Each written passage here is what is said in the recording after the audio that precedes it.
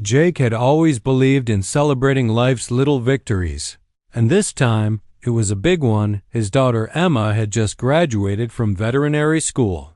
It was the kind of milestone that didn't come easy, and Jake wanted to mark it with a good old-fashioned Texas BBQ at his 10-acre ranch on the edge of town, a place where you could still see the stars at night and where the smell of smoked brisket felt like home. He spent the week prepping. The pit was cleaned out, a whole side of beef was ordered from his cousin's farm, and every friend, neighbor, and colleague that had stood by him during Emma's long academic journey was invited. Jake wasn't the type to throw wild parties, but he knew how to host a gathering that made people feel welcome. With picnic tables under the oaks, twinkling lights strung along the fence line, and a playlist full of country classics and blues, it was shaping up to be the kind of night people would talk about for years, but trouble had a way of showing up where it wasn't wanted. And it came in the form of Carol Whitman, the president of the Willow Creek HOA. Jake's ranch sat just outside the HOA boundary, a detail that had always annoyed Carol. She liked control, and Jake was not the kind of man who took orders from anyone, especially not someone who considered grass length an emergency. 2 days before the BBQ, Jake found a letter taped to his front gate. It was from the HOA, signed by Carol herself. In her typical passive-aggressive tone, she advised Jake to cancel the event, citing potential community disruptions and noise pollution. She referred vaguely to shared roads and the importance of maintaining tranquility for all residents. Jake read the letter twice, chuckled, then folded it neatly and used it to light his smoker. The truth was, Jake had done his homework. His property was zoned as rural residential, not subject to HOA rules or oversight. He had permits for everything. That required them, from fire safety to parking overflow. Still, Carol's letter was a warning shot. Jake told Emma about it that evening. She rolled her eyes and said, "That woman couldn't ruin a party if she tried." Jake wasn't worried. He figured Carol might show up and complain, maybe snap a few pictures or yell about decibel levels, but that'd be the end of it. He underestimated just how far she was willing to go. As the final preparations came together, kegs delivered, lawn chairs arranged, and fire pit set, Jake had a nagging sense that this event had become more than just a celebration. It was a quiet act of defiance, not just against Carol, but against the creeping reach of HOA authority into places it didn't belong. His land was his own. His daughter had earned her celebration, and he was going to give it to her. The guest list had grown to nearly 70. Friends from the fire department, ranchers from 2 counties over, and Emma's classmates were all coming. Jake had a volunteer team to manage parking, a portable restroom trailer, and even a live band doing a sound check. Everything was set. Jake stood on his back porch the night before the barbecue, sipping a cold beer and watching the sun drop behind the hills. The smoker gave off a low hiss as the wood caught flame. Tomorrow was going to be a good day, and not even Carol and her HOA Clipboard army were going to ruin it. At least, that's what he thought. The sun rose over Jake's ranch with a warmth that promised a perfect day. Early in the morning, the crew arrived, his old firefighting buddies, some neighbors, and Emma's friends. The giant smoker was already going, releasing thick ribbons of hickory-scented smoke into the air. The smell alone was enough to make mouths water. Tables were lined with fresh coleslaw, baked beans, homemade cornbread, and pies donated by the ladies at the local church. Kids helped hang string lights in the trees, while Emma laid out graduation decorations with a smile that hadn't left her face since she arrived. By noon, the first guests rolled in, families in pickups, couples in SUVs, even a few folks on horseback. People greeted each other like it was a reunion, and the laughter and music quickly began to fill the air. Jake had hired a small bluegrass trio that set up near the barn, and their tunes blended perfectly with the sizzling of meat on the grills. It was a true ranch party, laid back but full of life. Around 2 in the afternoon, as the crowd began to grow, Jake noticed a silver Lexus slowly driving past the gate. Behind the wheel was none other than Carol Whitman, her signature oversized. Sunglasses on and her lips pursed like she was chewing on a lemon. She wasn't alone. 2 other members of the HOA board were in the car, both holding clipboards. The car paused near the property line, and Carol rolled down her window, staring as if trying to intimidate someone. Jake simply tipped his hat and turned back to flip the ribs. About 30 minutes later, the trio returned on foot, this time strutting down the long dirt driveway like they owned it. They didn't bother to check in at the front. Carol marched directly toward the music setup, scowling at the sound system and casting judgmental glances at the dancing kids. Jake intercepted her near the smoker, where a few guests were lining up for fresh brisket. "Afternoon, Carol," he said with a grin.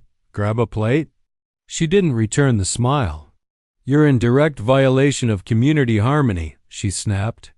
"This music is audible from 2 streets over, and there are at least 20 non-residents parked along Willow Bend. That's unacceptable." Jake took a long breath, keeping his tone even. "Carol, this is private property, rural land, and we've got approval for overflow parking along the fence. Everything's been handled legally." She glared at him, unfazed. "You may think this land gives you immunity, Mr. Brody, but it's still part of the greater Willow Creek image. This," she gestured dramatically at the entire gathering, "is a nuisance." A few guests nearby stopped to listen, curious. Emma walked over and crossed her arms. "It's a graduation party for a vet school grad, and everyone's having a great time." Carol's expression twisted. "Well, we'll see what the authorities think of this." She turned sharply, storming off the property with her board members in tow. Someone muttered, "There she goes again," and laughter rippled through the crowd. Jake tried not to let it ruin the mood. He turned the music down just a touch, just in case, and went back to carving brisket. But the tension lingered. Everyone knew that look Carol had when she left. It wasn't over. The mood bounced back quickly, though. More guests arrived. Toasts were made. Emma beamed as friends congratulated her. But Jake kept glancing at the road, wondering how far Carol would go. Deep down, he had a feeling she wasn't bluffing.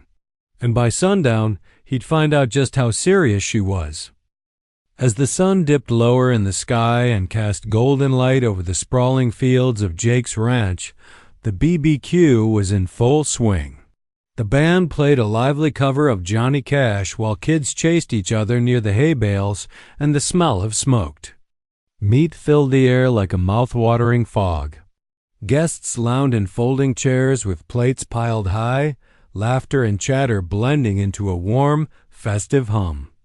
Jake was just about to refresh the iced tea jug when the sharp crunch of tires on gravel caught his ear.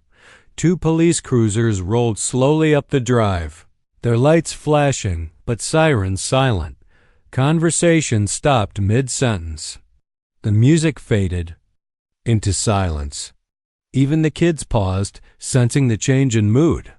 Jake instinctively wiped his hands on a towel and stepped forward, shielding Emma slightly with his shoulder as he approached the approaching officers. He already knew who had called them.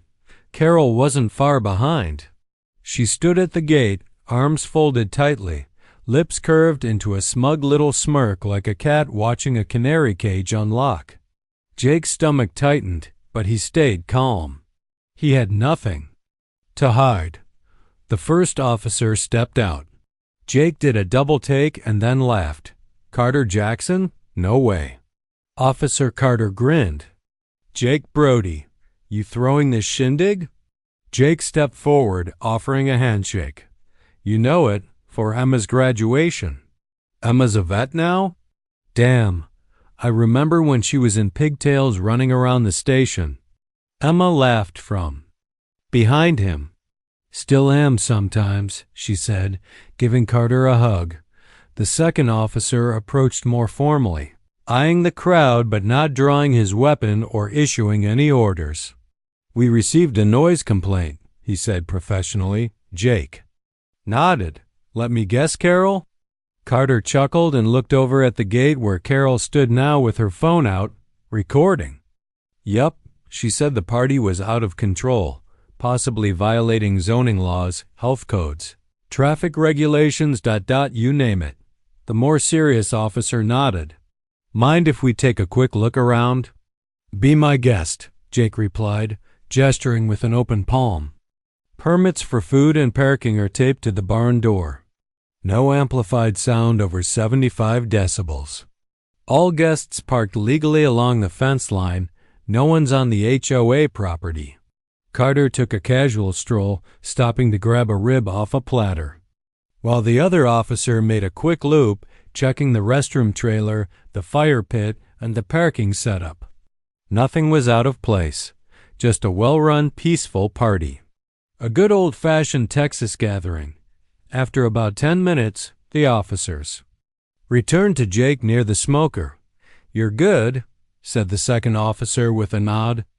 "Everything's in order. This isn't a criminal matter." Jake smiled. "Appreciate you taking the time." Carter looked over at Carol, who was now walking toward them again with an annoyed expression. "Ma'am," he said firmly before she could speak, "this property is not under HOA jurisdiction." "Mr. Brody hasn't violated any laws." Carol's face flushed. "But he's creating a disturbance." "The music, the smoke. The music is under the legal limit, and the smoke is from cooking food," the officer interrupted. "This isn't a fire hazard. We're satisfied." With nothing left to say, Carol turned abruptly and stomped off. Her phone still recording, her heels crunching in the gravel like snapping twigs. Guests watched her leave, and someone let out a long, slow clap. It caught on, and soon a wave of applause followed her retreat. The band struck up again with renewed energy, and the tension evaporated like steam off hot coals. Jake turned to Emma and laughed. "Well, that's probably not the last of her." Emma grinned, raising her glass. "But it's the last she ruined today." The party roared back to life, stronger than before. Jake had stood his ground, and this time, the law had stood with him. The BBQ ended long after sunset, with the final guests hugging goodbye under the glow of string lights and the last of the brisket wrapped up in foil to-go packs. Jake stood on his porch that night, beer in hand, watching the stars flicker in the wide Texas sky, satisfied that the party had gone off without a hitch despite Carol's meddling. But that peace didn't last long. He had underestimated just how far Carol was willing to go after her public embarrassment. 2 mornings later, Jake found a bright orange envelope stuffed in his mailbox. "Violation notice," it read in all caps across the top. According to the letter, Jake was being fined by the HOA for excessive smoke drift, unauthorized noise, and most absurdly, visual pollution, whatever that was supposed to mean. He wasn't even part of the HOA, and yet here was Carol, doubling down on her vendetta. He tossed the notice aside, figuring it was just more empty noise. But the next week brought another. This time, it accused him of allowing livestock odor to waft into the HOA neighborhood a stretch, considering Jake's nearest neighbors were over a quarter-mile away and his animals had been there for years. It was clear now, Carol was playing dirty. She couldn't win through the police, so she was trying to choke him with paperwork and harassment. Jake paid it little mind at first. He continued with his routines, feeding the horses, fixing fence lines, and helping Emma look for her first vet job. But then strange things started happening. A city inspector showed up unannounced one morning, citing an anonymous complaint about a fire safety hazard from his outdoor smoker. The inspector found nothing wrong and left after a quick walkthrough, but it set Jake on edge. Later that week, a zoning officer visited about a supposed illegal structure, his tool shed that had been standing for over a decade. Jake began documenting everything, snapping pictures, storing copies of every letter and report. It wasn't just annoying anymore, it was a campaign. Emma noticed it too. "She's trying to wear you down," she said one night at dinner. "She's hoping you'll get tired of fighting and give her what she wants." Jake leaned back, arms crossed. "She wants me gone or under her thumb. But I'm not playing that game." Carol's tactics escalated further. She hosted a special HOA meeting, conveniently omitting Jake's name from the agenda but mentioning border properties as a potential threat to community aesthetics. She suggested the HOA consider a motion to annex surrounding rural land into the official HOA zone, starting with Jake's ranch. Most of the board members looked unsure, but Carol had her loyal few. One of Jake's neighbors, Todd, who lived a few lots down and had attended the BBQ, gave Jake a quiet warning. "She's serious, man. She's trying to loop your place into HOA territory so she can slap you with rules and fines legally." That lit a fire in Jake. Up until then, he'd been reactive, but now he knew it was time to get proactive. He called up an old buddy from the fire department who'd gone into law and specialized in land use. Within a few days, he had legal paperwork drawn up to challenge the HOA's overreach, and he began preparing to push back harder. Carol had picked the wrong rancher to mess with. Jake wasn't just a man with a smoker and a wide porch, he was a man who'd faced real danger and never flinched. If she wanted a war over land and rights, he was more than ready to fight fire with fire. Jake sat across the desk from his old friend and now attorney, Mark Hensley, who was reviewing the thick file Jake had brought in. It was filled with violation notices, complaint letters, and photos of his ranch, the same ones Carol and her HOA cronies had taken during the BBQ. Mark flipped through the documents with a quiet but focused intensity, occasionally letting out a low whistle. "She really doesn't know when to quit," Mark muttered, setting the file down. "This isn't just nuisance behavior anymore. This is targeted harassment." "That's what I've been saying," Jake replied, arms crossed. "She's trying to box me in. She knows I'm outside HOA jurisdiction, so now she's going after the zoning board and trying to annex my land." Mark nodded. "We'll start with a cease and desist. I'll file it under civil harassment and abuse of administrative process. And I'm going to send a certified letter to every HOA board member outlining the legal consequences of continuing to target you. Most of them are probably just following Carol's lead.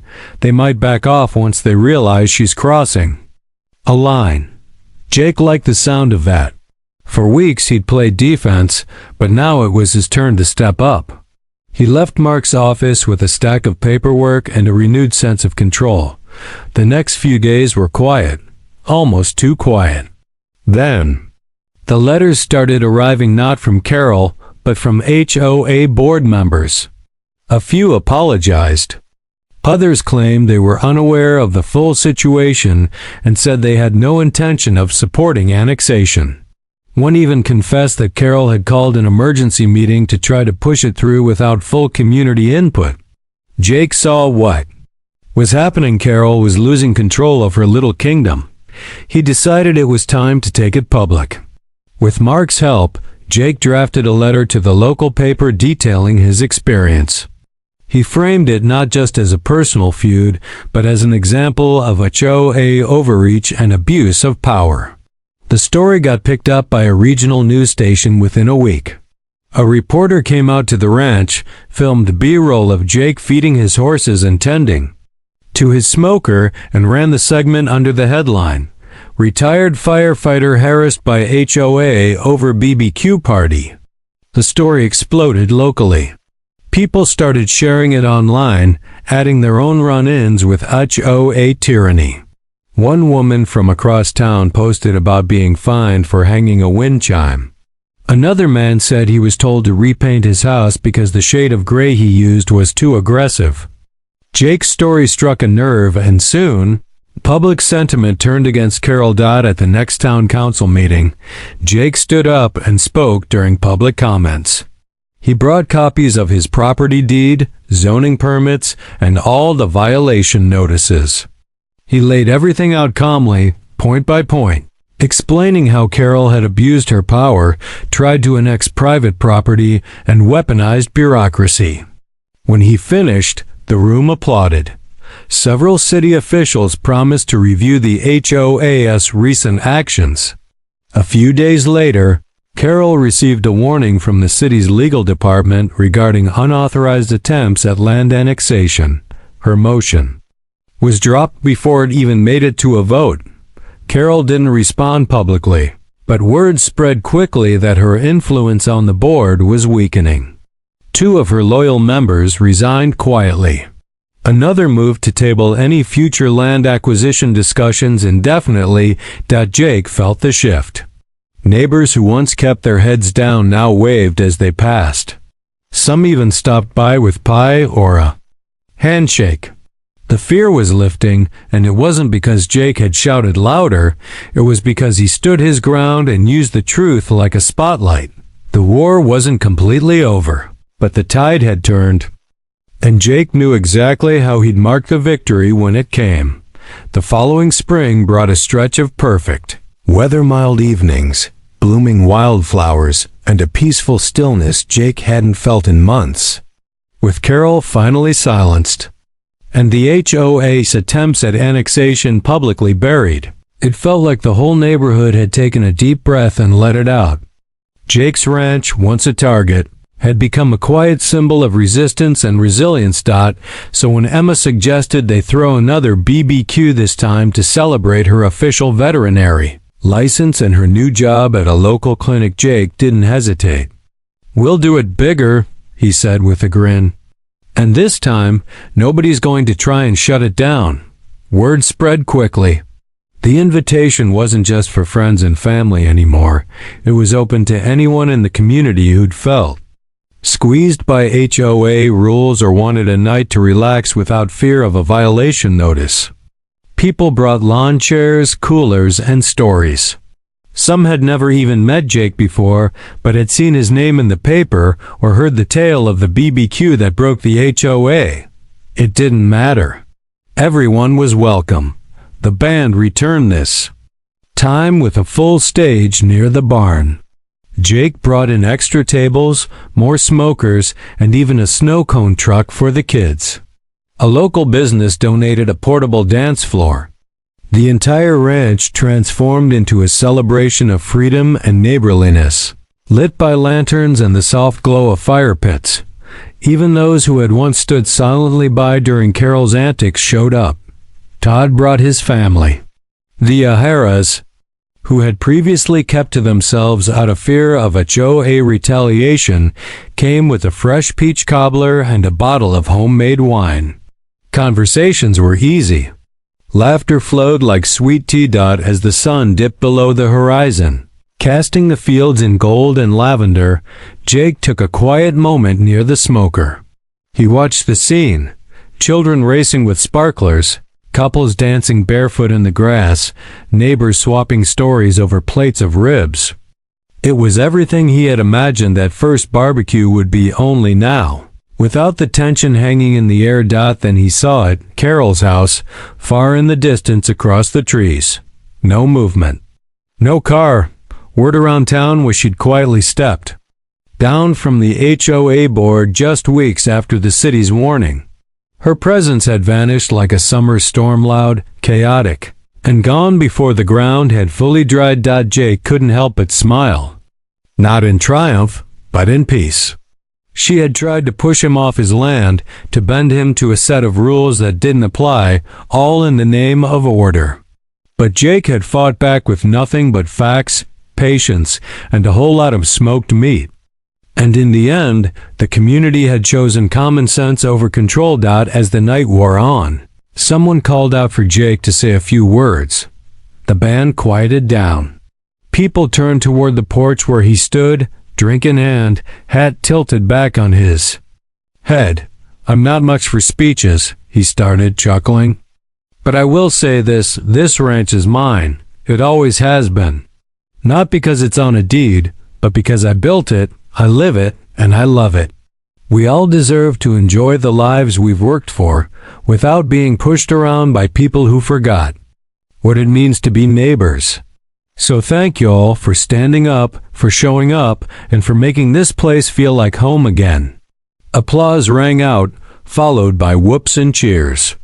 Emma gave her dad a big hug, and the band kicked back in with a cover of "Take Me Home, Country Roads."